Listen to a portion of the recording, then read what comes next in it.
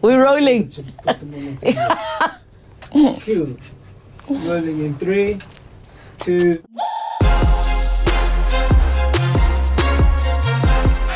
Hey guys, welcome to another episode of the Relebogile Mabotja Podcast. Let us know who you want to see on the show. Comment down below.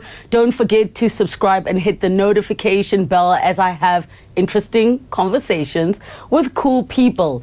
Today's guest is one that I never thought would even come. She is so scarce. Not only is she scarce, like she's in your face, but she's just not there at all. She is somebody who I've looked up to for so many years and have the honor and pleasure of working with, and she goes by the name of Melanie. Are you still Bala or I San? am still You're Bala. still Bala. I Melanie Bala. Okay. I realized, I was like, oh my God, are you still? Halfway through the link, you were like, Hello, friend. Dad, how are you? I'm great. How are you? Thank you for coming. It's you. That's why I'm here. I told you outside. So Mel can't make it to my radio show because we're on it at the same time, right? And I said to the team, please try. I know she's a busy mom, but maybe. So thank you for coming. You're welcome. Mel is like a neighbor. She lives very close to me. But also, I remember, and I have to share this with all of you guys, the best parenting advice I got at my baby shower was from Melanie Bala. Aww. And I remember your card and exactly what it said. Please remind me, because I don't. So, what it said was, you said something along the lines of, this is going to be like the most overwhelming experience, and you need to be kind to yourself. And then you said, it's okay if you leave the kids eating McDonald's in front of the TV for the whole day. Yeah. Because you have to take care of yourself. Yeah. And of all the advice that I got, that was the most practical, but also it's like you gave me permission to not try to do everything perfectly. Then you relate the story. Yes. About how you and Zwei were driving to the metros in KZN or something. And Sean was a baby.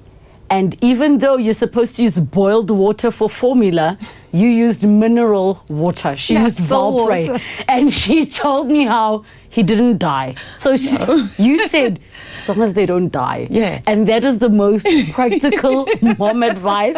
And you have to know, I remember this all the time. Oh, wow. Whenever I want to get rid of the mom guilt because you feel like, oh my gosh, I didn't cook the whole week. Yeah. Or puree the vegetables from the organic patch in your yard. Traveling, or like, I've had days where I plonk my son in front of the television.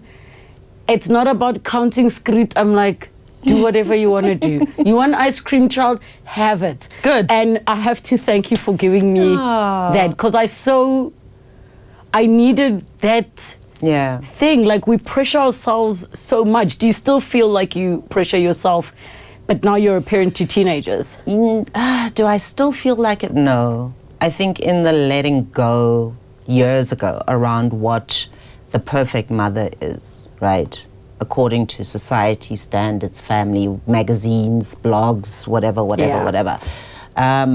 When I eventually let that go, it was incredibly freeing. And even now, my kids are teenagers, and we have very kind of open and honest conversations. If I've had a crappy day, I'm just like, guys, today, no, please, let's not do that, because we are going to have a problem. Yes. Because, but it's just saying to myself that, or rather modeling to the kids that, you know what, I'm human too. I'm not the super mom. And I always say, in hindsight, our parents' generation did it very differently, man. My mom was like the ultimate homemaker. She was a housewife. She didn't work. She cooked, she sewed, she baked, she knitted, she crocheted. She took us to school, picked us up from school. She did all these things. And that was kind of my model for what motherhood was supposed to be, or what it should look like, rather. And it took a long time to get over that, to kind of go, it's not practical. I can't do that. I can't do that. One, I have a job, but two, I'm terrible at cooking, so that's a problem. Yeah. So kind of just letting go of all these things and eventually being like, I'm human, I have ups and downs, I have moods, I have feelings. And I always tell my kids, you're allowed to be in a bad mood. You're not allowed to take it out on someone else. Yes. But there's something that I had to share with my mom, because I also held myself up to the standard of like home cooked meals, and my grandmother. And when I was saying to my mom, like, I'm so overwhelmed. And she's like, you know, we would do it all, and there were 3 of you. And I said, you know what changed the game? A cell phone. You needing to be on all the time. So there was a period, and I remember this, of landlines, that when your parent leaves the house, no one can call them and say, hey, do this. And then when they're done with work and they come home, no one can phone you.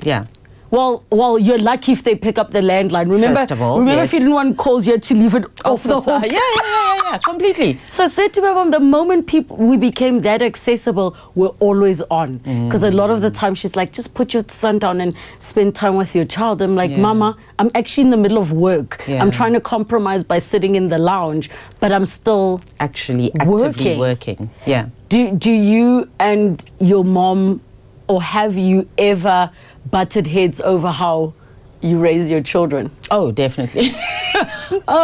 So backtrack right to when I was pregnant, right? I was I'm going to buy all the books, Mom. So I bought all the books, what to expect when you're expecting, and the toddler's guide to this and the that and the da-da-da. Had my son, my mom was like, no, she'll come stay with me for the first like month or so, just to help me, whatever.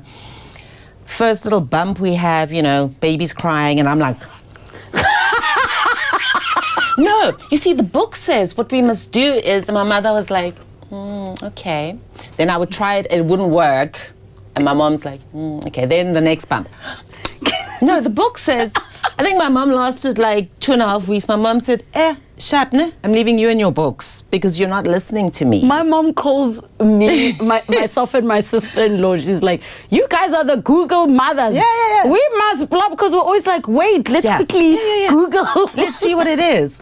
And my mom, after about 2.5 weeks, was like, this woman is not listening to me. I'm going to leave her to kind of figure it out on her own. And it was a valuable lesson in that there is that generational maternal knowledge that is passed down, that is not in a book, that you will not find online, that you will not find, wherever. And I learned my lesson, because then when something, I would call my mom, hey, so baby's doing X, Y, what would you suggest? She's try. I'm like, sharp, okay, So definitely butted heads, man, definitely. And it's the hardest part also, and I don't know if it happened to you, where you have a moment, not that in any way you regret your kids, but you wish you didn't have the responsibility of being a mother. And in those moments, I always have the utmost respect for my parents, where I'm like, you guys took us to private schools. I don't understand how you paid for that. We lived in Soshanguve. It was over an hour for us to get to school. Then there's extracurriculars. Then back then we were doing sleepovers. Things have changed insanely. You let us sleep over at friends' houses and you couldn't even call us. No, or check, or how's it going, or And you guys did that? So what has happened for you in your mothering journey that made you respect your parents like that much more? I mean, I think it's kind of this consistent feeling. I have 2 kids, and when my daughter arrived, who's the youngest, I did feel very overwhelmed. I mean, and I think it was part of the reason that led to me having postnatal depression, and but there were moments where I couldn't understand how my mother did it with 4 of us. And my dad traveled a lot for his business, so he was gone half the month, every month, right? So it was my mom, 4 kids. The gap between sort of my older sister, brother, and myself was like 2 years, 2 years, 2 years. So it's a miracle she's sane today. It really is. So I just, the minute my second arrived, I was like, woo, this is a lot. This is a lot. My goodness. And in terms of also just how adding the aspect of the industry you're in, it's not like you are working a normal 9-to-5 job, consistent salary, where you know what's what. Talk to me about that postnatal depression period. I was on super high alert for postnatal depression just because I had such a tough pregnancy. And I was so fortunate at that time that I had friends. I mean, Salamina spoke very openly to me about it because I was trying to understand.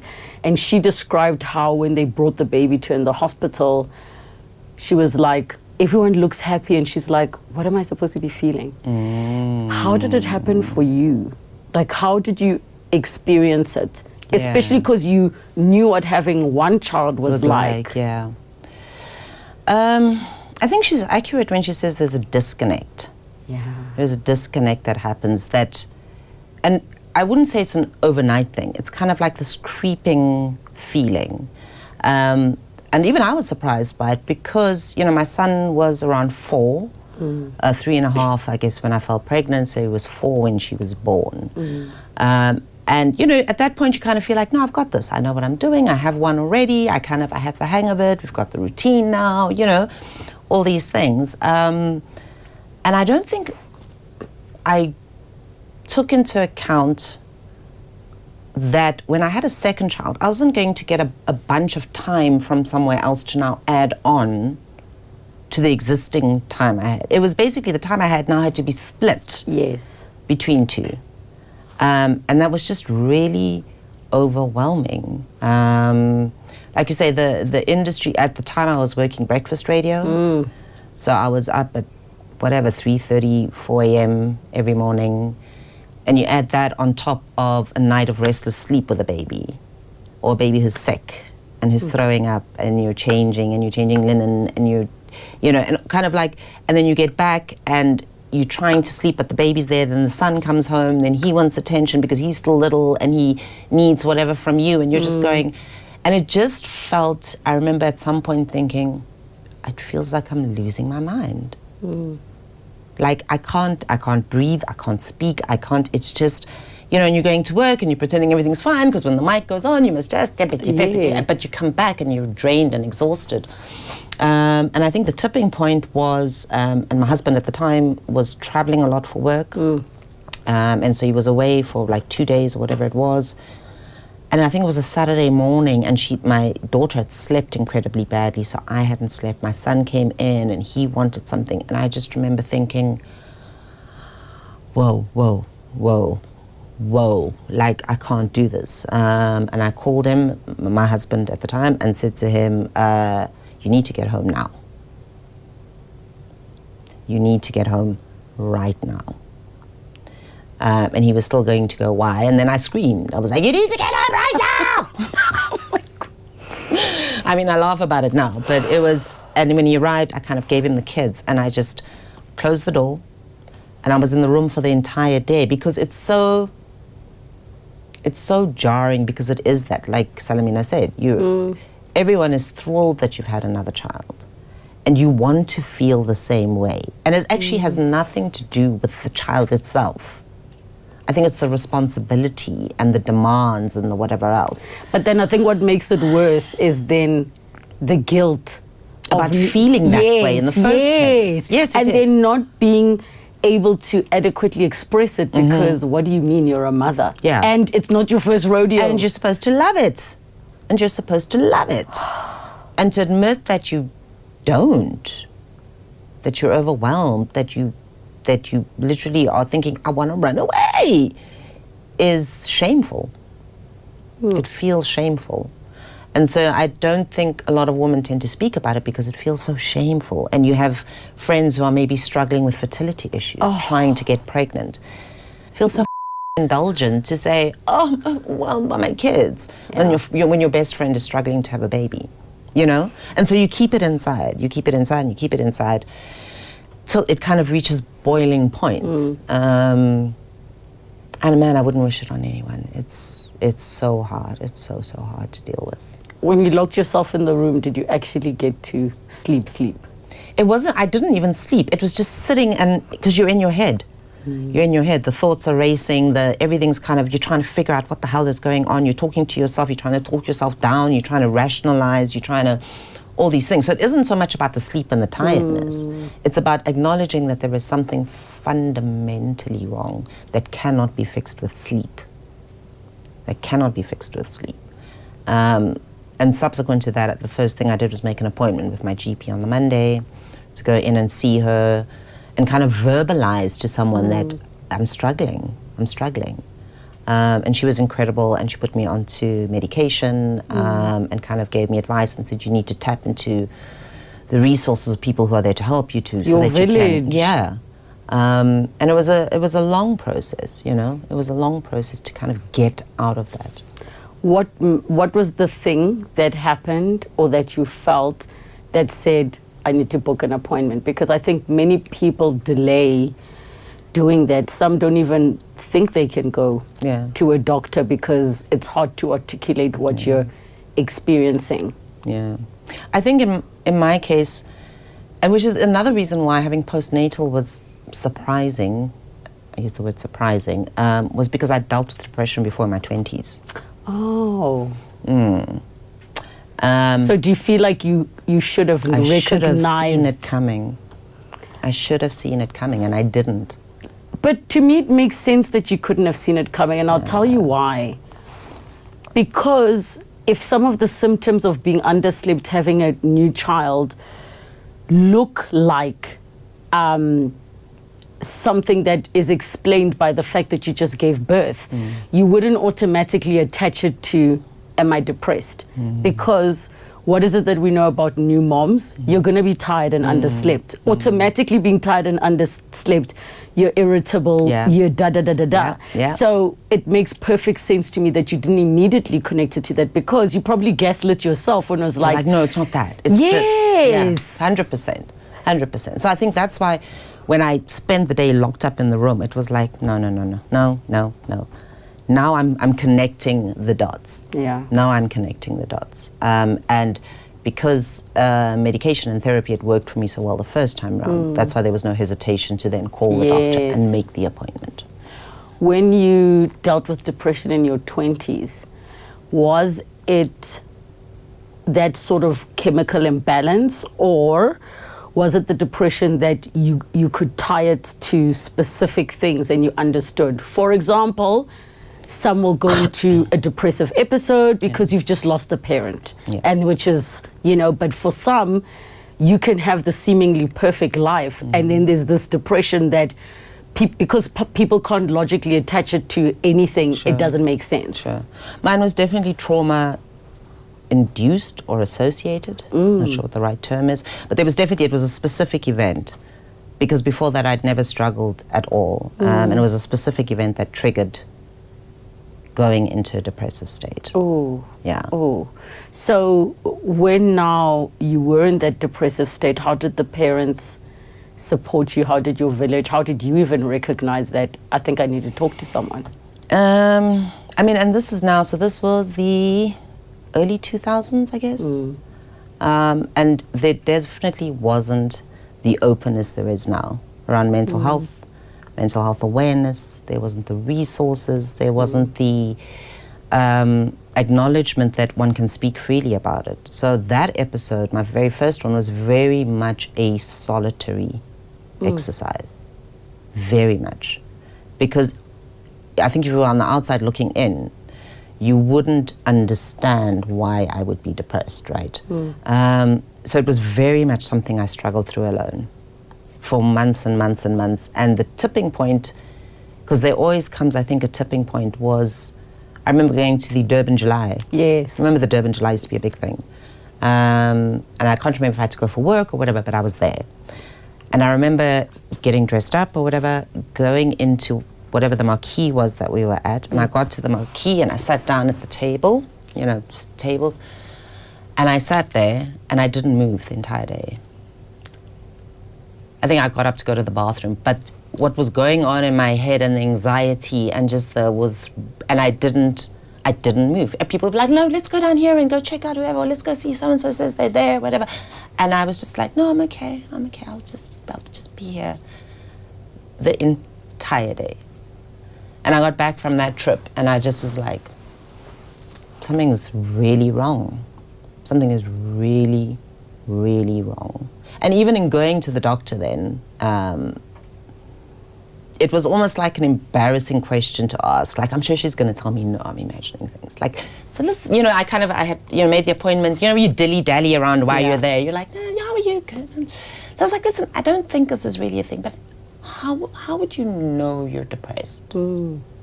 And she was like, okay. And she took out her little chart or whatever it is, and she said, look at this. Is that happening? Yes. Is this happening? If people are wondering, we didn't have Google like that back then. No. That's why somebody else had to, because now you confirm yes, that what you felt was actually real.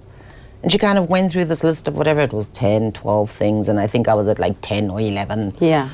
And she was like, no, you're not crazy. You're not crazy. And so then I got put on meds for that, So when it happened with the postpartum, because you can't take a break from being a mom, no. What did you change in terms of your support structure and the system? Like, what did you put in place while you knew and understood that you're recovering? Yeah. That also, it's not like you have the luxury to just be like, sorry, I'm just not going to be on here for 3 months because you need to pay your bills. So how did you sort of get everything together for yourself? I think it was definitely becoming... Selfish is the wrong word. I guess now we call it self-care. Yes. Now we call it self-care. But letting go of that guilt of saying, yes, I have a nanny, and I shouldn't feel bad that I'm saying to the nanny, sit with the child because I'm going to sleep. You know what I mean? Versus like, no, it's okay, I'll sit with them even though you're exhausted and the nanny's busy or the housekeeper's busy in the kitchen or whatever. It was literally, here, take. I need to sleep. It's because you were seeing your mom in your head. And you were like, she would never give do the that. child. No, we grew up, we didn't have a housekeeper. My mom did everything herself. But anyway, it was the practical things like that about saying, I need to take care of myself so that I can take care of them being the kids. Yeah. You know what I mean? And it was around really just sleep, boundaries, sharing responsibility far more. And it was little by little by little. Sure. Yeah. So I've started saying something to my son, which is like, you know, by the time I'm done shooting today, I'm going to be exhausted, just want to get out my makeup. And he automatically goes into clingy mode. And sometimes I haven't eaten, so my new things to say, Mommy quickly needs to take care of herself. I just need 10 minutes. And then it's me and you. And I noticed because he would start saying, Mommy, I need to go take care of myself. And I said, yes, baby, you do.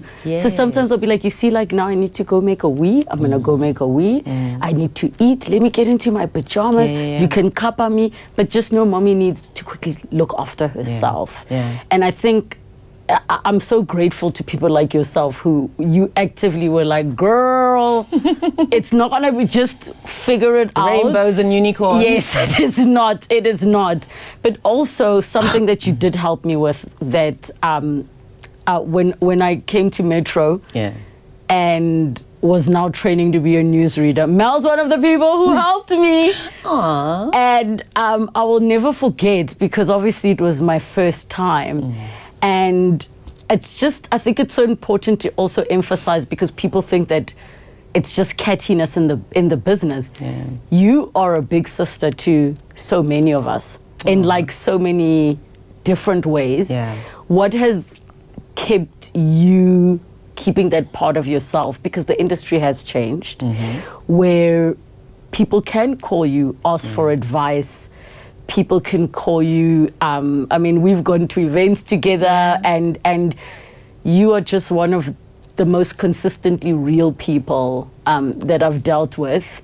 And I can say like it is an honor to be able to have a personal relationship with you, but also know I was watching you in Studio X and I'm like, I'm a fan. And at the time, because we were in circles with Soy Fong and my cousin Kwena when we were younger, we're like, that's Soy Fong's sister. Like it's rare, but do you think it comes from the fact that that's the era you were in the industry in, or do you think it's values that were instilled at home? It's actually, I think what drives it is that I didn't have that when I was coming up. And not from the sense of there was active cattiness from others, absolutely not. But I think we very much operated in silos, you know, and there were so few of us.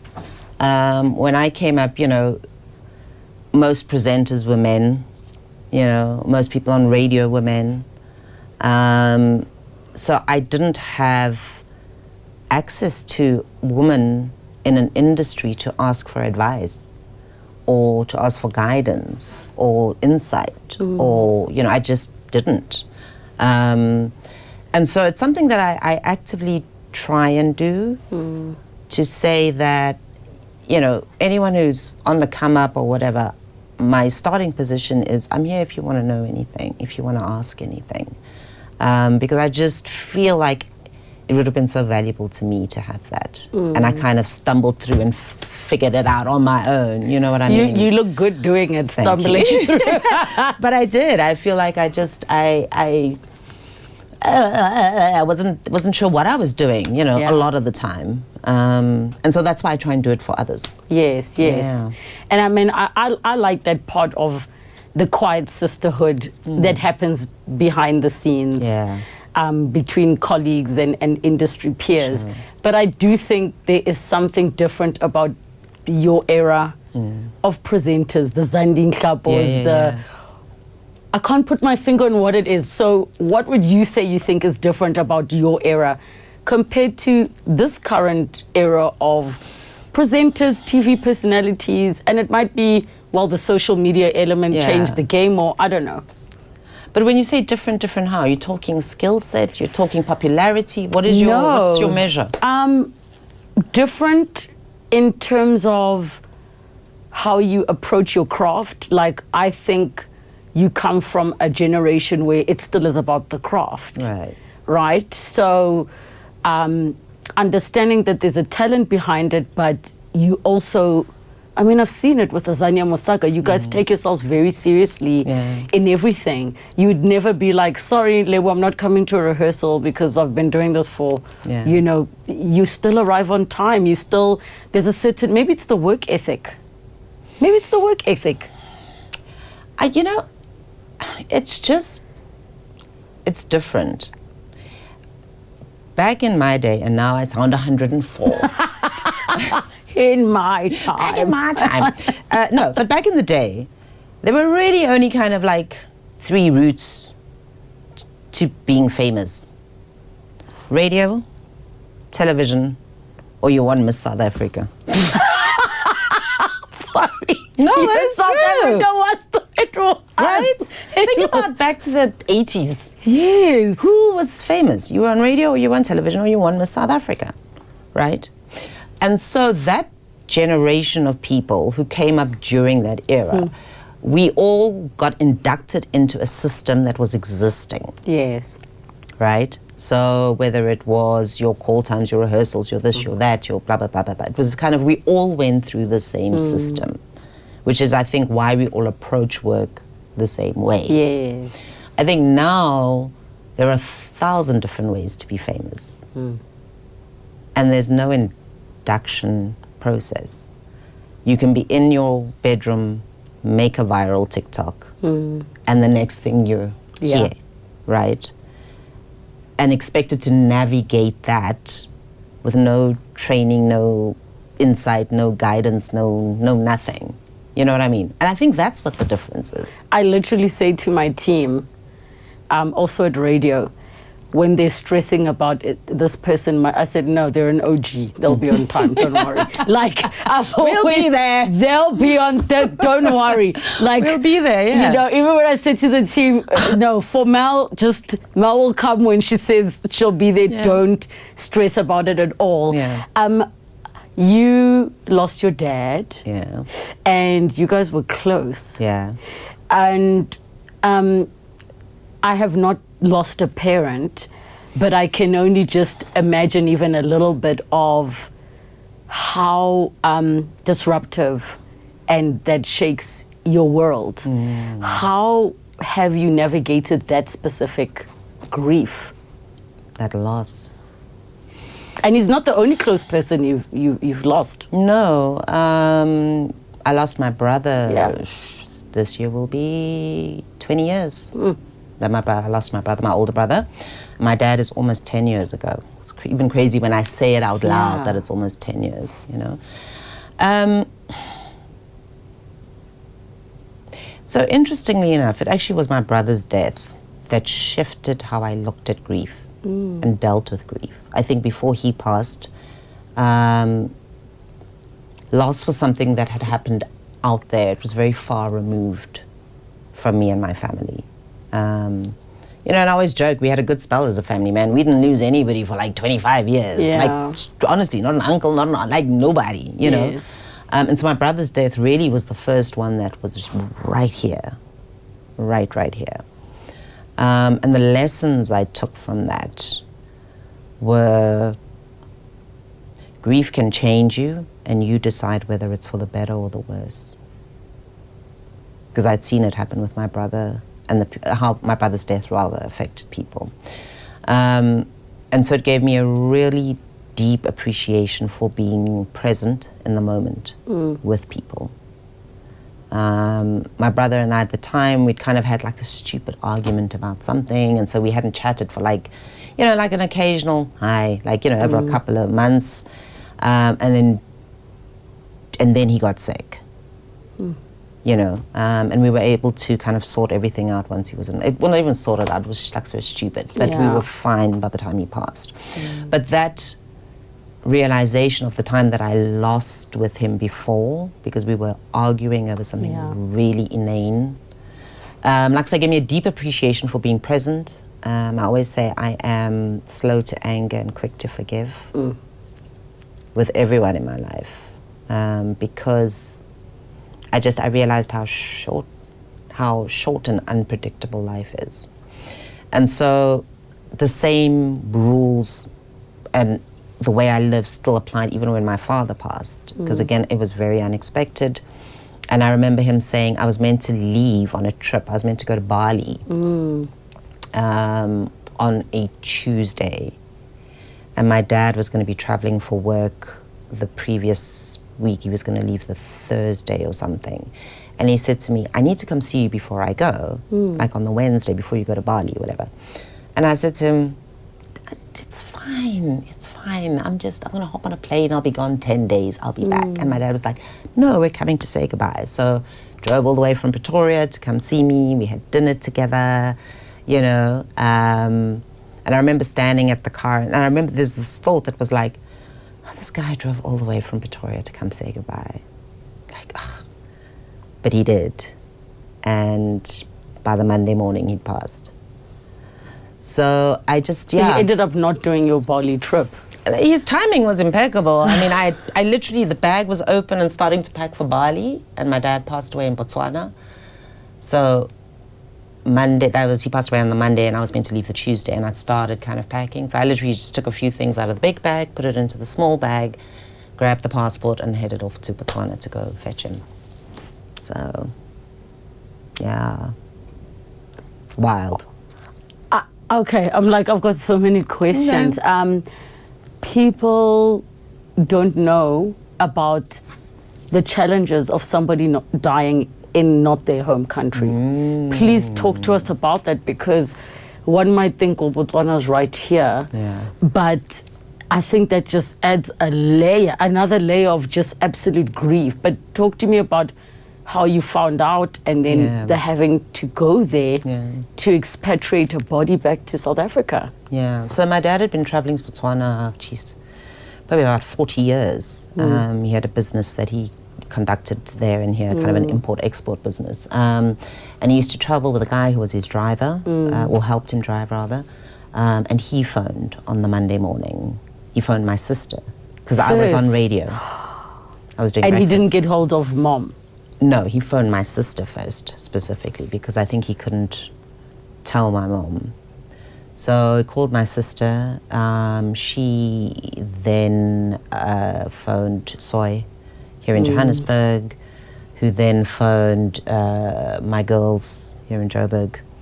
And the show ended at 9, and like 1 minute past 9, friend phones. And I'm like, we were in a meeting, I'm like, calls again. I'm like, send a message, I'm in a meeting, can't chat now. She calls again, and I was like, picked up the phone, I went out, I was like, what is it? She's like, you need to come home. I'm like, what is it? She said, I'll tell you when you get home. So driving home, trying to figure out, clearly someone's died, but who? But who, right? Got home. And that I do believe is the proper way to do it. It does suck the part of not knowing, but not knowing and driving. Yeah. But it is the right way to do it. And so when I got home, they told me, and then like, so we basically rushed back home to Pretoria to see my mom, obviously. Had my she been sisters. told Yes, by she the had been told at that point. And I remember my mom just saying to me, like, bring him home. Please bring him home. I said, I got you. So myself, my older sister, and my then husband jumped in the car off to Botswana, and I remember getting to the quietest drive of my life. Yeah, because you all know why you're it's not like a road trip. But, you know, we're all taking turns crying and, you know, just thinking, and just quietest drive of our lives. And I remember getting to the border post and getting to the counter, filling in the form and getting to the counter, and the lady there was like, good day, me. I said, hello. She said, what brings you to Botswana? And she took one look at my face, because I couldn't even say it. I couldn't even say it. I couldn't say, I said, I just kind of mumbled like, my dad has died, so here. And she was lovely, and she signed, whatever, went through. And yeah, we really started off, you know, like I said, the process, you're navigating a completely different bureaucratic system, completely different set of people, but the Botswana treated us with so much gentleness and respect and kindness. You know, we had to go to the hospital where he'd been taken to get a doctor's note, because basically if you're repatriating a body, it needs to be, what's the term? Embalmed? There you go. It needs to be embalmed because it's cross-border. Yes. So the body needs to be embalmed. For me to know that is because I've also dealt with a body having to go somewhere to Lesotho from South Africa. Yeah. So if you don't know, embalmment is basically they preserve the body. So not just the cold, there's certain things that they do to preserve the body, especially if the body has to be traveling. Because like I said, they're worried about cross-border diseases and all sorts of things. So hospital, again, lovely young doctor who assisted us with the official forms that need to be filled out. Funeral home was incredible. Did they tell you the cause of death then, or you had already known, or you just didn't know anything? So once you embalm, you can't do an autopsy. Because it changes the body. Correct. And we called my mom and asked, do you want us to do an autopsy? And she said, no, I want him home. And we went, it's your decision, not a problem. And yeah, I mean, you know, that it, like in the movies where your knees buckle, I think that's the only time in my life my knees have ever buckled was when I walked into the morgue in Gaborone. Like, yeah, it's...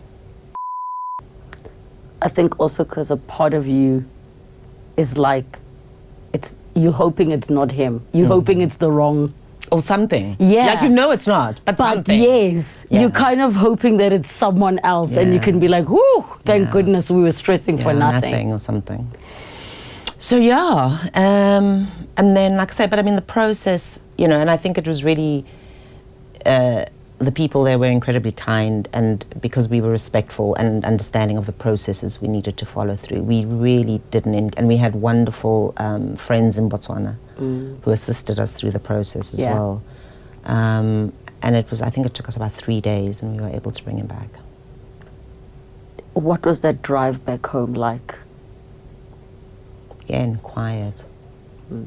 Quiet, you know, you're driving, the hearse is in the... Convoy, basically. Yeah, quiet. Just thinking, trying to switch off your brain, but obviously you can't. Quiet. How did the loss of Dad bring your family together, if it did? It did. Well, let me not say it did. You know, we've always been incredibly close. Like I say, we lost my brother, but so there's 3 of us girls left, and my mom. And we've always been close. Yeah. You know, we're the siblings who used to party together. We used to, you know, we've always been close. So I wouldn't say that it has brought us closer. I think it is just, you know, that thing of my dad was always going to be there. And so that level of responsibility that kind of has shifted to us as the girls has been not an adjustment, has been what's the word I'm looking for? Has been a process. A process, because it's not necessarily what we thought would be happening, right? And we're 3 very different women. Very different. Very different. We're all very strong. Yeah. Strong opinions, strong personalities. And so it has been that kind of reckoning of like, right, okay, you take the lead on this. I'll step back here. I'm stronger at that. I'll take the lead here. And just kind of finding a way to work together. But I wouldn't say it has brought us closer. We've always been close. When one goes through that level of grief, when you now have to show up because your children still need you, what would you advise people who are going to grief to always keep in the back of their minds? Around their support structures, or just anything that you learned by going through such 2 big losses, of which the other one you very much are a mother to 2 children who need their parent. Yeah. I mean, it's a cliche, but it's true. Grief isn't linear. You don't lose someone, spend 6 months grieving, then you're fine. Then it's like this, back and forth, up and down, around, you know, here you're okay for a couple of weeks, and then you'll remember, and then it just kind of sends you into tailspin and all the way back again. That it's not linear, and that I think to be gentle with yourself, you know, and to very much for your children. You know, it's funny, my daughter actually said to me, I think at the time or a bit afterwards, she said to me, I didn't see you cry. She said, did you cry when Opa passed? I said, yeah, I cried. She said, but I didn't see you cry. I said, no, I cried. But I think because I was crying alone at night in bed, you know, for example. So it was really, you know, and my friends and my ex-sister-in-law and like everyone just stepped up, man, because, you know, while I was gone, my ex-sister-in-law was with my kids, you know, making sure they were okay. Everyone really just stepped up and was incredibly, incredibly kind again and supportive towards myself and the family. Like, no words. Grief is it's a tricky little... It's such a tricky little You know what I just thought about now?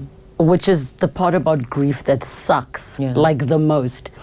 Other than grieving the loss of the person, there's the grief of seeing your mother burying her own child. Then the grief of watching her bury her love.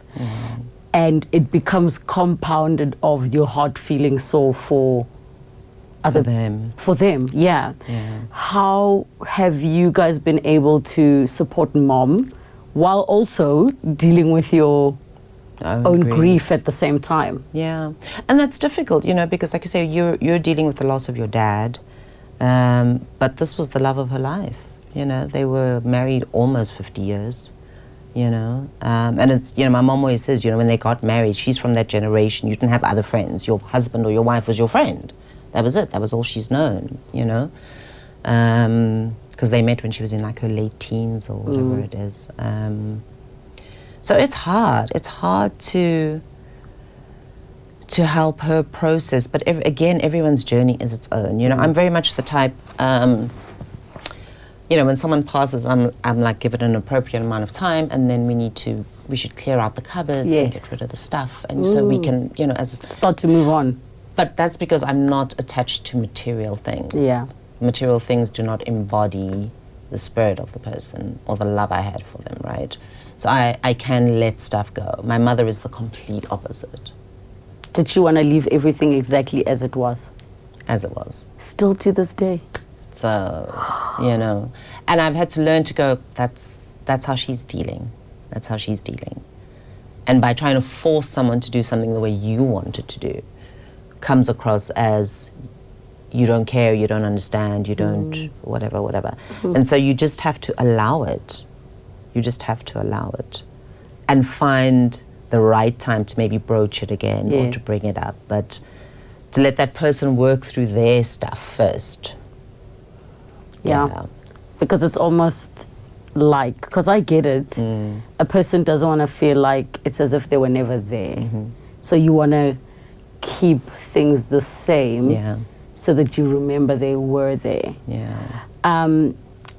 You've shared now, such powerful experiences that you've had with your ex-husband. I've never been married, never been divorced, but I'm wondering now the grief of a marriage ending when this person has been with you through such major moments in your life.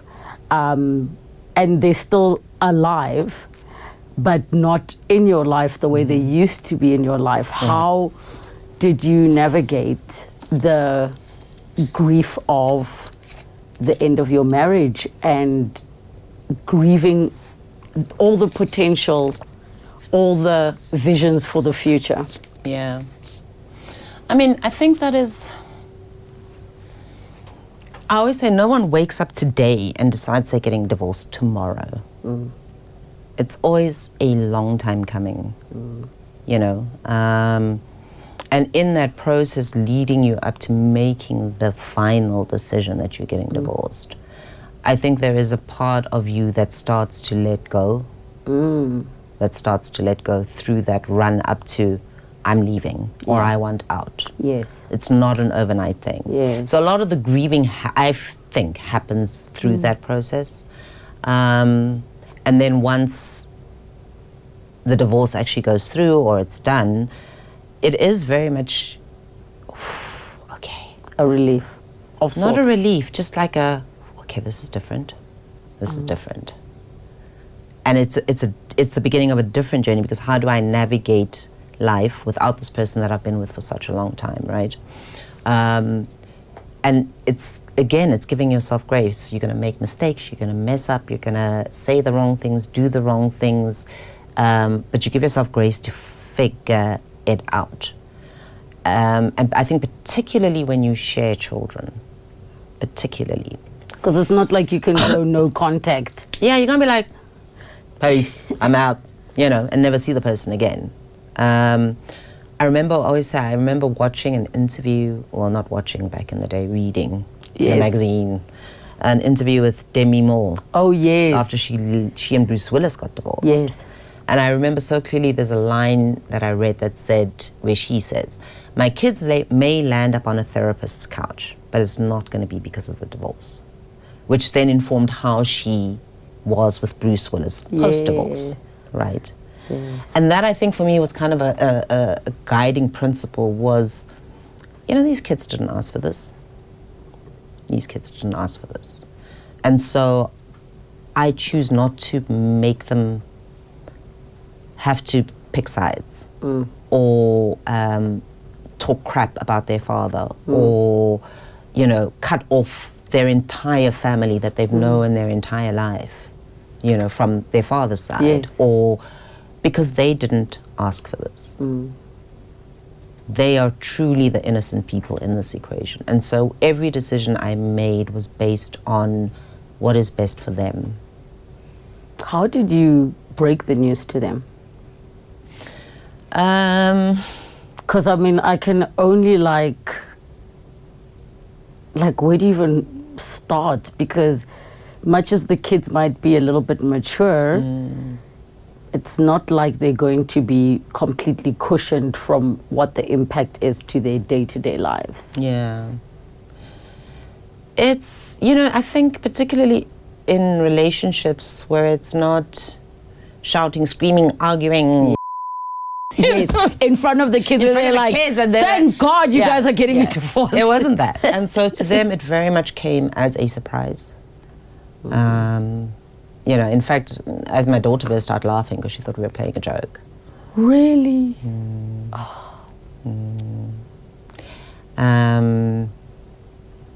And my son was upset, obviously, and then my daughter was upset after that. But it's not a nice conversation to have. But we did it together.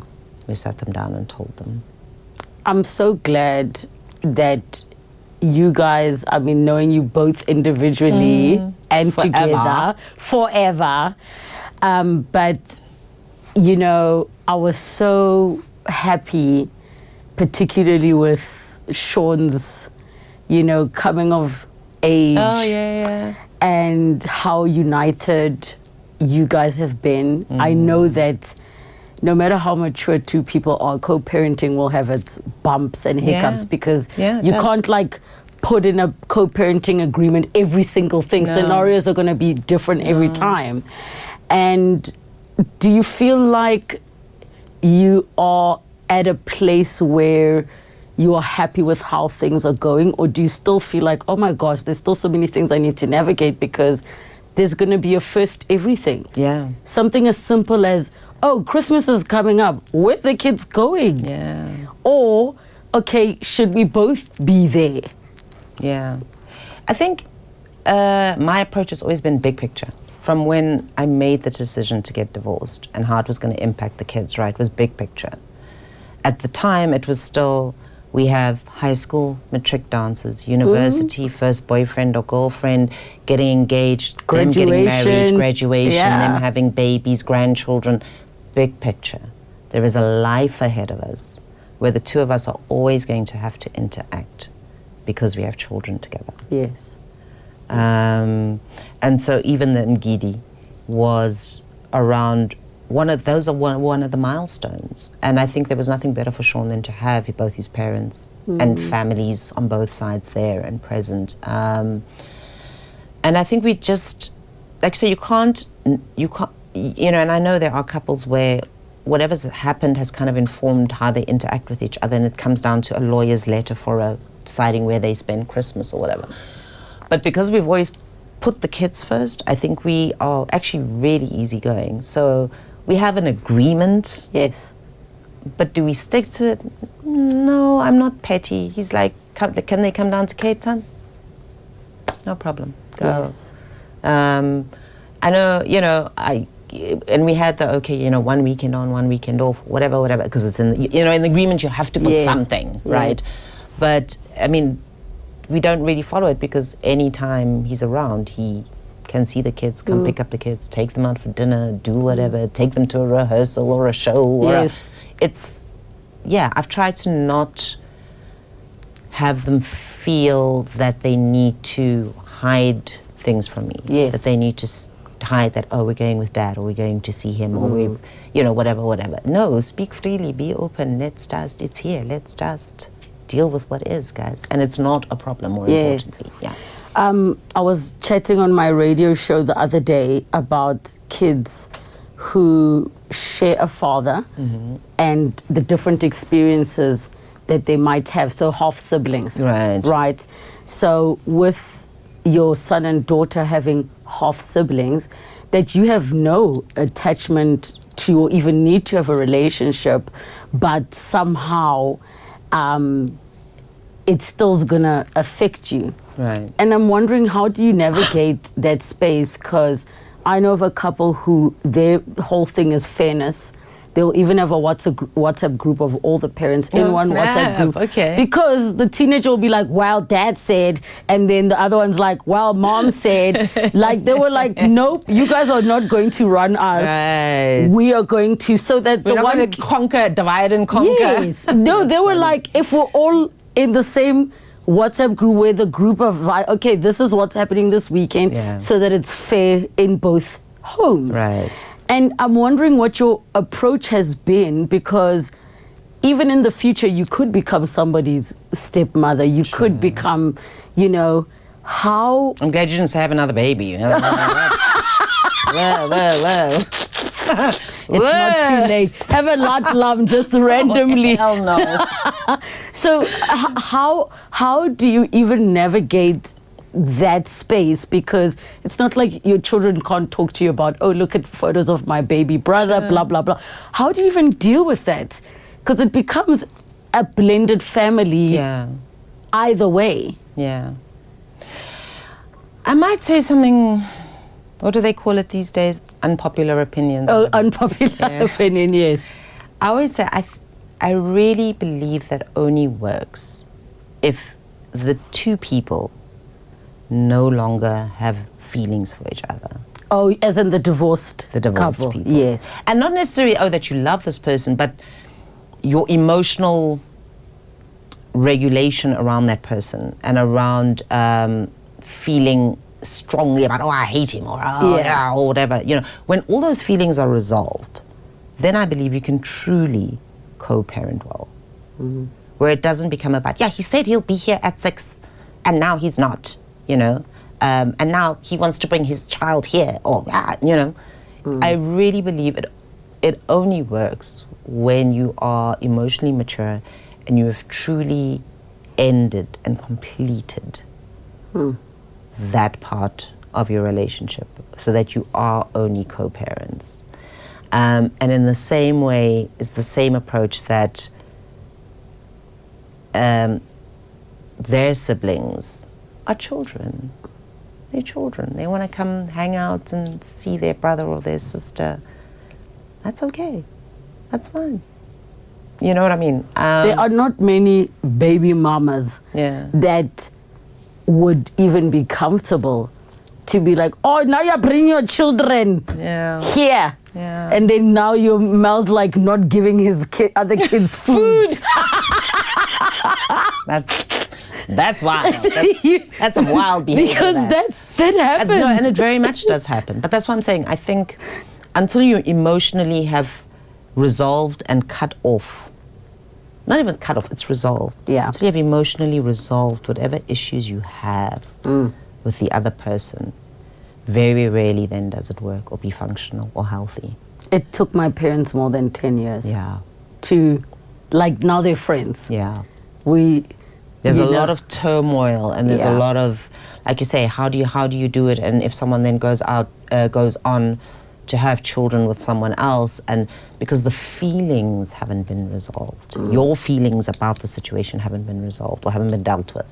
Do you think what you were saying about you started grieving the marriage while you were still in it, in that build-up, do you think it's unique to women? Because I sometimes, and this is just what I've observed, women move on before they tell you it's over, and men generally feel blindsided and are shocked. Yeah. So do you think it is a unique trait to women? I do think it is a unique trait to women. I think by nature we are overthinkers. And I think maybe a large part of that is because we are mothers. And so you have to think about the decisions you make, which requires time. Like I say, it's not, if there were no children, you could be like, surprise, bud, I'm leaving tomorrow. Yes. You know? But I think there's no one who has gotten divorced who can say they didn't spend a really long time thinking about the implications of it on their children. And so when you start thinking like that, you start plotting out the different scenarios. What happens if I leave? What happens if I do this? What happens if I stay? What happens if I go? What happens if... You plot it all out because you're trying to see what it's going to look like. And like you say, and that is part of the process of then letting go. Yes. And then men being surprised by it at the end of it, or when they get told, or when it happens, rather. Yeah. Your ex-husband and his well-known family have a reality show. And I'm wondering if you have ever considered or even been on the show, because... For 2 million rand, no. Because it's not your thing, but also, you know, your kids are in there. Yeah. Did you kind of put certain boundaries in place that you're like, these are my boundaries, I don't want you guys to, you know, the kids can do everything, but they mustn't talk about, or like, how did you navigate that? Because even you being a media personality, there is that selfish aspect that you could have been like, yes, put me in, build your brand even more, but like, you know, can you imagine? Be within the drama. No. So he told me that they were doing the reality show and that they would want the kids, obviously, when they're around or whatever, to feature or whatever. We had a discussion with the kids around whether they wanted to do it or not. And first season, they were quite keen. Second season, not so much. You know, and I think it's that thing, you know, if you've never been on TV, it seems really appealing. Right? It seems Wait really till you appealing. get here. Wait till you get there. And I think so my reluctance to be involved in on any level was just that. Like I've been public facing for a really long time. Aren't you 33 decades in? I nearly said 30 decades. Aren't you 3 decades in already? Let me see, 991. Yeah, 33 years. I've been, 33 years. And so I've done it for a really long time, and I just, at the time, was like, I don't need any more. I don't want any more. I'm good. And so, were there boundaries? It was very much, you know, if there was anything my kids weren't uncomfortable with, they would relay it to me, and I would relay it to their dad and say, well, they don't really want to do X, or they didn't like Y, or they don't want to be asked about Z, you know. And that really was the extent of my involvement. You obviously are very in touch with mental health issues. You speak about it. How have you navigated your children's mental health in them being teenagers, dealing with divorced parents, dealing with public figure I mean, I can't imagine being a kid and everybody's talking about your parents' divorce. Yeah. Like, I can't imagine that they came out of that unscathed. Yeah. Hate Google. Can I just say that much? Did your kids Google you guys? Oh. They were Googling stuff, man. And then you kind of have to talk them through, like, no, you see, this is a fake site. You see this, they don't know what they're talking, you know. So you're having to explain stuff that people are putting online to them. So that was crappy. But I think, again, it's modeling. Like you were saying, like you model to your son around, I need to take care of me, I need to do X, I need to do Y. And I have been very open and honest with my kids around my challenges, around days that I struggle. And so we've created those open lines of communication for years that if you're not okay, come tell me. And let's figure out how we get you okay. Yes. Whether it's a combination of therapy, meds, self-care days, whatever it is, you know, we'll do that. And I'm really, really grateful that my kids feel they can speak to me like that and about those things. And so it is by modeling it that makes it okay. Because if you never see it, how will you know? And because like I say, I've been open and honest with my kids, and you know, now and again they'll come across an interview or whatever, and they may ask me, "What did you mean by this? Or what did you, you know?" And you're real with them. And I'm real with them. What is your sort of position, and how do you teach them about their heritage and culture? Because yours are a melting pot of Asia, Africa, girl. Yeah. It's so, I don't know how to explain it, man. Whenever somebody asks me this, I'm like, I don't know how to explain it. It just is. It just is, because that's how I grew up, you know. In my family, kind of, the one line is Chinese, the other line is colored, but within that coloredness, a large part of my family is Muslim. You know, I've got German cousins. I've got, like, it's just this, but that's just how I grew up. We didn't make a big deal out of it. It didn't require a conversation. Yes. It just is. That just is my family. And I think the same thing applies to the kids, that it just is. This is who you are. And we honor all of it.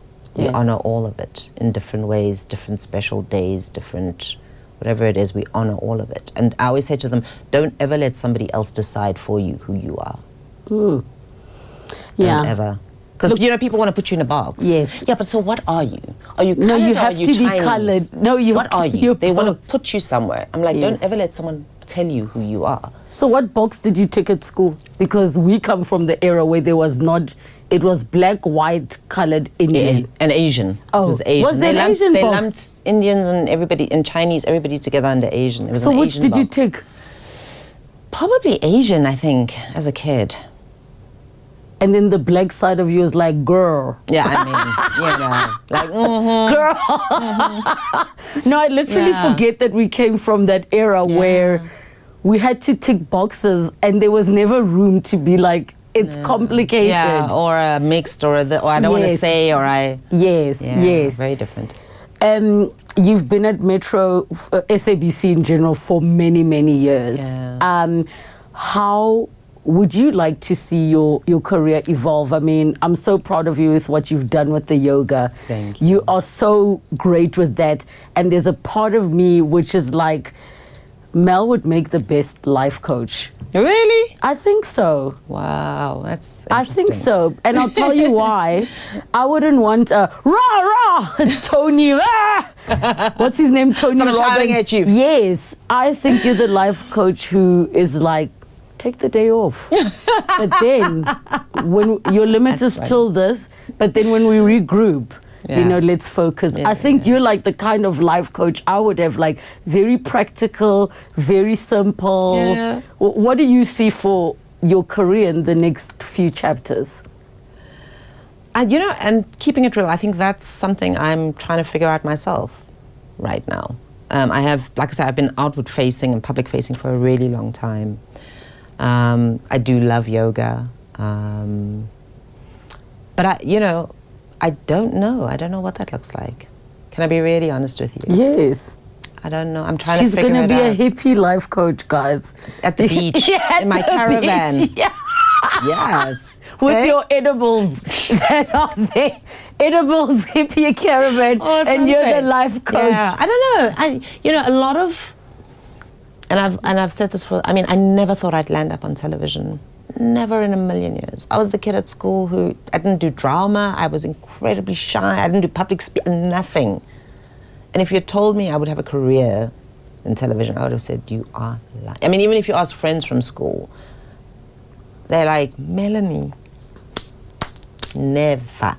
Wow. So the fact that I've landed up here has been being open to things and being curious about things.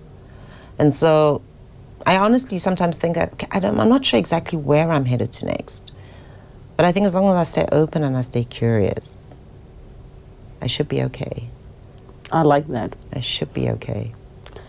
What are the final words or things you want to share with everybody watching?